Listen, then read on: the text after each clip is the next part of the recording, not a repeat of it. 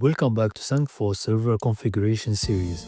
In this video, we'll explore resource pools, how to create one, and how it relates to the Elastic IP pool we created. For those who do not know what a resource pool is, it's basically a logical container for computing resources such as CPU, memory, and storage, which are allocated to virtual machines within a cloud environment. It helps us organize and manage resources efficiently, ensuring that the VMs get the right amount of resources without conflicts. So what is the relationship between resource pools and IP pools? It's so simple. While resource pools manage the computing resources of your virtual machines, IP pools handle their network addresses. Creating a resource pool is often a prerequisite for allocating IP addresses from an Elastic IP pool because the VMs within the pool need to be connected to the network properly. In short, resource pools organize the VM's compute resources, and IP pools ensure those VMs can communicate with the external network. Now that we understand what a resource pool is, let's move on to creating one together.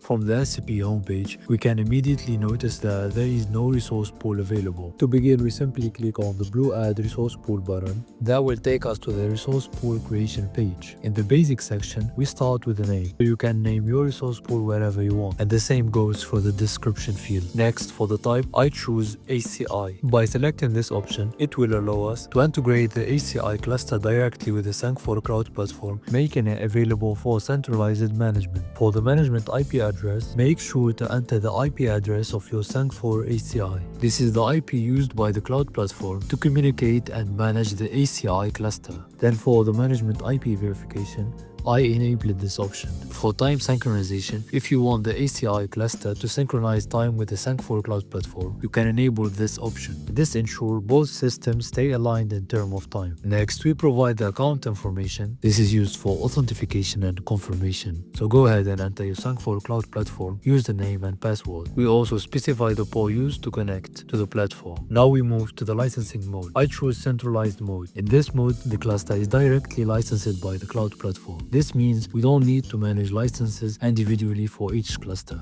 For me, the first option is easier. That's why I didn't choose the standalone mode, because in that mode, the cluster is licensed individually by the ACE and only managed by the cloud platform. For the advanced settings, I selected shared. For tenant network protection, even though we are not configuring tenant yet, I enabled this option for now. Once you finish filling all the fields, click on next. In the storage configuration step, we see a table showing the available storage. We can see the virtual data store, its status, storage type, total capacity. And the storage tag, we can choose between several options like non-capacity sensitive storage, performance sensitive storage, and high performance storage. This choice depends on your needs. In my case, I select high performance storage. Then I click next. In the final step, we review all the configuration details. Once everything looks correct, we click confirm. After confirmation, we are redirected back to the home page. So let's go ahead and refresh the page. The message "No resource pool available" disappears. We can now see that one resource pool has been created and its status is online. And like that, our resource pool is successfully created. In the next video, we'll cover how to upload the Sangfor Kubernetes engine image